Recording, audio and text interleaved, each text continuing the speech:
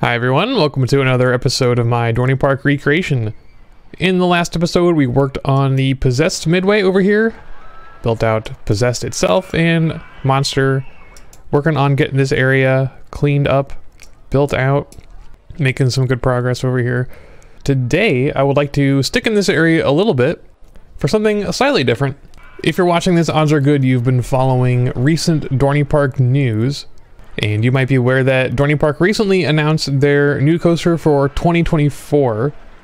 And I said way back in episode 2 that I would like to build it if possible, if we got details on it. Especially because the place it's going to go is back here where currently we have nothing built out yet, so I'm not going to be undoing other work if I put it in. It's not going to be interrupting the rest of the build in any way. So I'd like to work on that today. We're going to be building Iron Menace, the newly announced B&M dive coaster for next year. As part of their announcement, Dorney Park was gracious enough to put out some absolutely fantastic rendered animations of what the Iron Menace layout and area is going to look like. So I think what we're going to do is approach it similar to how we did all of the other coasters we've built so far.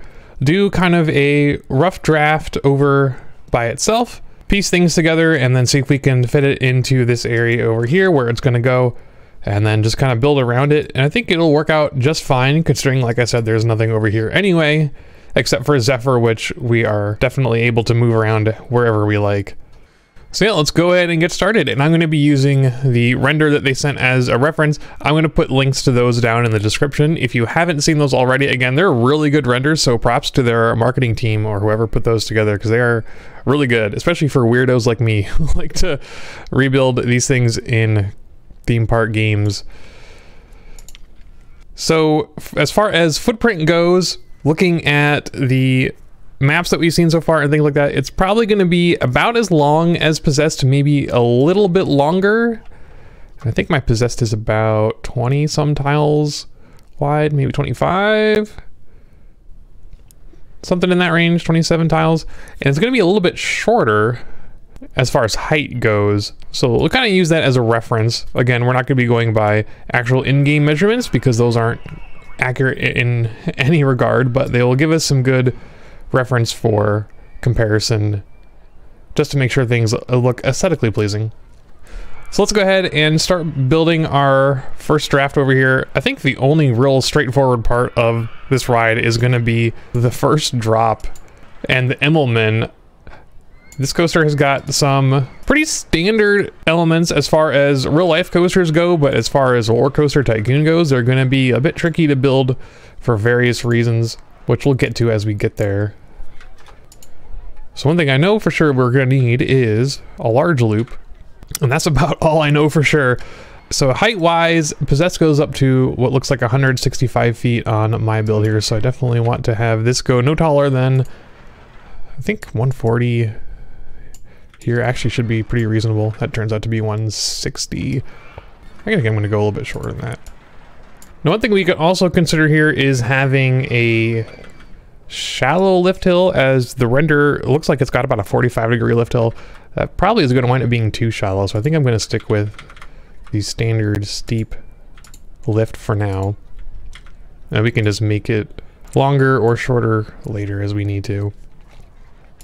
So this here is about the only part of the ride I think that works just fine in Roller Coaster Tycoon. Everything else is going to be a bit unusual. We're going to have to do some track hacking and stuff like that, like we did with Hydra, to get some of the elements correct, because we've got, after the Immelman here, we've got a 0G roll, a tilted loop, a very large corkscrew, and those are going to be tricky to do. So actually, I'm going to turn it back to LAM Launch Coaster like we did with Hydra, just so we can use some of those elements. One thing I do want to try to be aware of is I don't want to use too many of the new elements, because if you have half the track B&M track and half the track be LIM track, and it's going to look a bit unusual if it's too mixed and matched.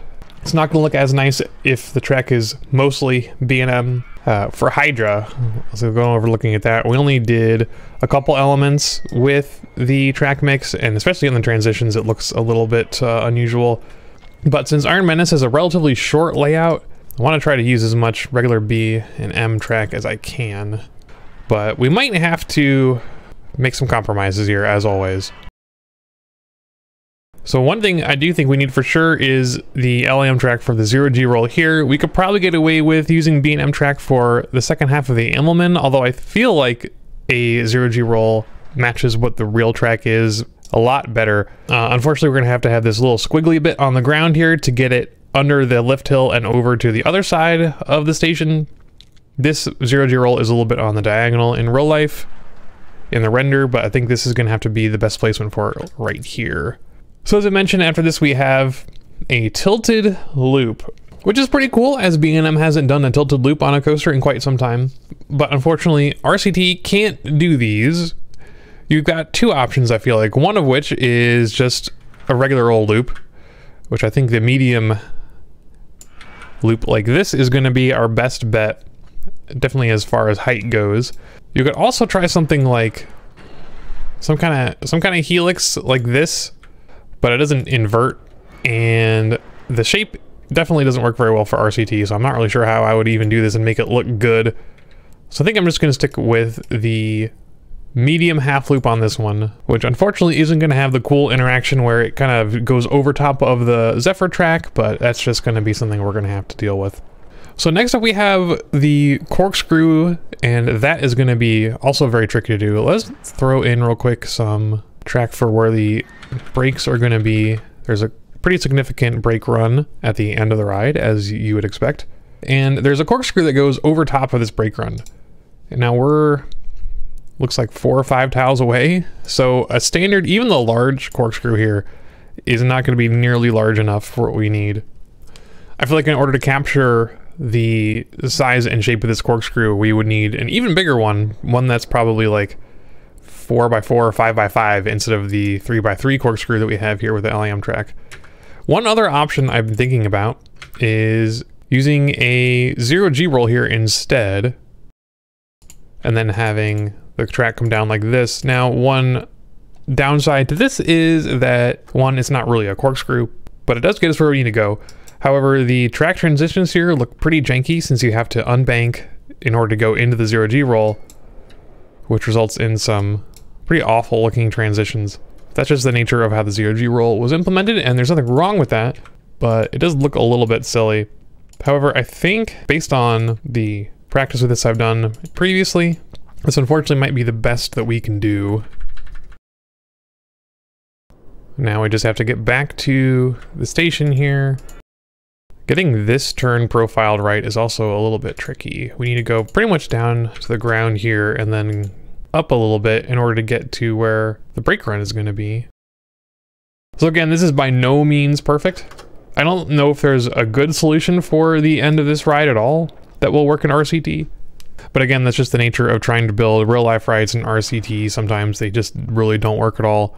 Let me do this one more time actually, because this transition here also looks pretty janky. I feel like we need an extra straight piece there in order to balance things out. One thing I could also do to help mitigate the banking problem is just not bank this turn, and then have our roll, and then not bank it coming out again. I wonder how bad that would be for our G-forces. Not that I'm super concerned about G-forces, but I'm curious. We could do something like that, which gets us very nicely into the right height we need for the brake run. This part looks a little bit silly here, just because of the lack of banking, and the line of sight here looks pretty awful. I think I could clean this up just by making this section here a little bit longer. And now it's very long, but maybe that's fine. It's a little bit too long, but on the other hand, it really doesn't matter how long it is. And again, we can always tweak things later because we have as much room as we want. All right, so let's, real quick, before we call it done for now, let's add some brakes in here, and let's run some trains through here and see if the operations actually make any sense. Like I said, I don't really care about stats. I just want to make sure that things look good. And then, of course, the trains can actually make it through the layout. Those are the things that are actually important to me. But based on my notes and looking at the render, I think we have the placement of the elements pretty close as far as where the Immelman should go, where the rolls should go, where the loop should go, compared to where the station is. That all looks, I think, pretty correct. Again, the end of the ride, kind of suspect. And let's turn this back into vertical drop coaster 2. So this is all the elements that we would have to replace in order to get our dummy track in here for the special elements. Missing out on the 0G rolls, the vertical loop. So I guess we'll have to play around and see what it actually looks like when all that stuff is in here. So how do we do? Ultra extreme intensity, perfect. So it looks like not banking this turn out of the 0G roll is a problem. Which makes sense. If I do have to bank it, we're gonna have a little bit of a weird kink here for the banking. Then again, if we're gonna be swapping between the dummy LIM track and the real B&M track, maybe it'll be less noticeable that it looks strange. And this first turn up, not being banked, worked out just fine. I guess I wouldn't say it turned out just fine. It's still pretty heavy, -2 plus G-force on that turn. But of course, we can tweak it, and I probably will tweak it later. Again, there's probably a much better way to do the end of this ride, but having already done a couple drafts of this previously, I'm not convinced that there is one that's going to do much better than this. You could use the LIM's large corkscrew, but you'd have to kind of shift a bunch of track around to make it properly work, and I don't think it looks very good. So I think I'm going to stick with this, for now at least, and then again we can always tweak it later. So let's go ahead and put this in its proper place.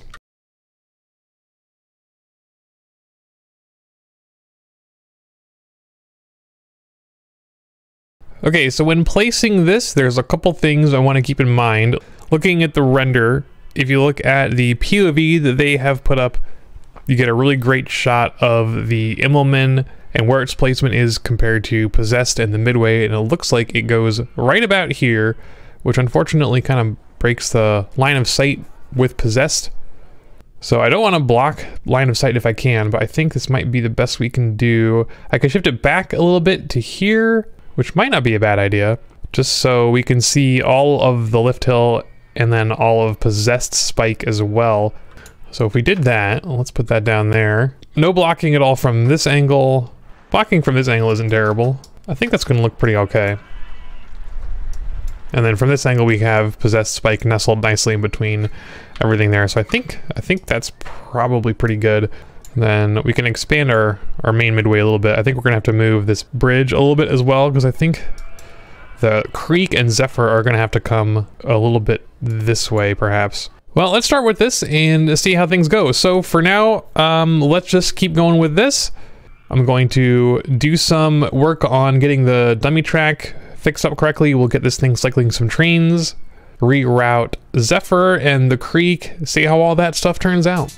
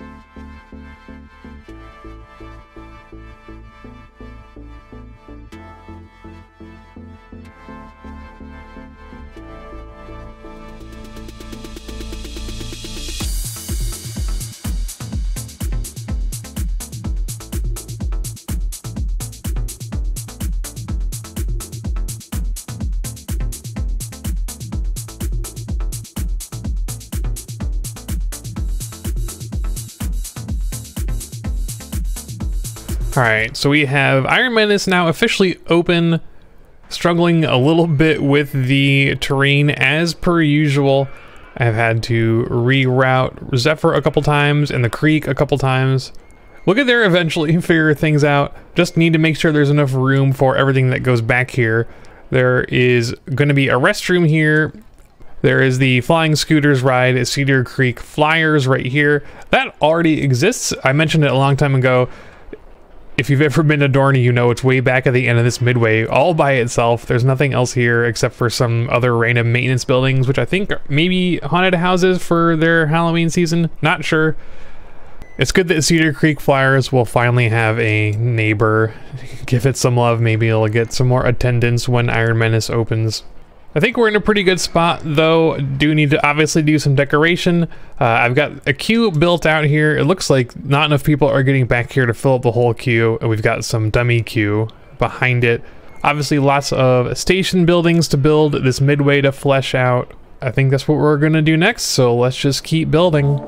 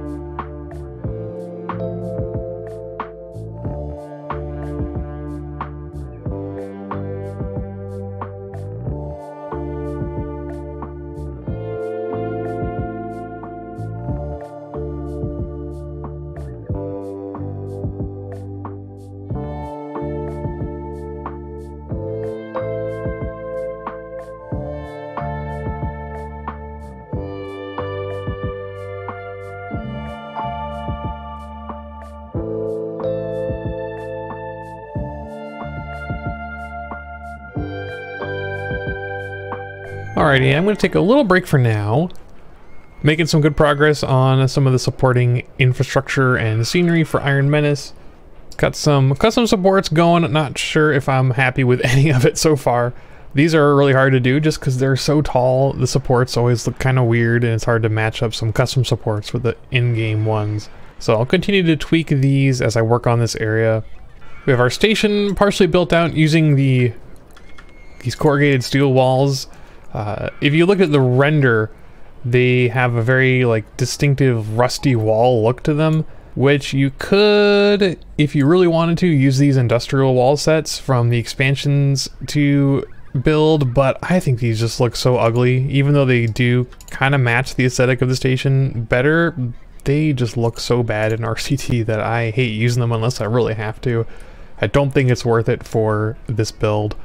I think we're just going to stick with the base game walls and track detector roof. I think that gives it enough of that industrial feel that we don't need the expansion scenery to get that point across. I think the orange color of the coaster and some of these roof awnings over the queue, I think that sells it enough that we don't need it. We also got Zephyr back open. There it is, it's pulling into the station. I think I'm done messing around with the way that the Zephyr track goes around the creek here, and we've got enough room for our scooter ride, our restroom, and probably a couple buildings back here as well. Should in theory be able to put all that stuff in here without having to move things around anymore, but I guess we'll see as I build a couple more things back here. Especially this drop down in elevation here for Zephyr. I might need to move that. Hopefully I don't need to, but we'll see as we go forward. Anyway, that's all I wanted to point out for now. Just gonna keep going through, building some more custom supports, building some more of the Midway over here, getting this stuff cleaned up. So let's just keep building.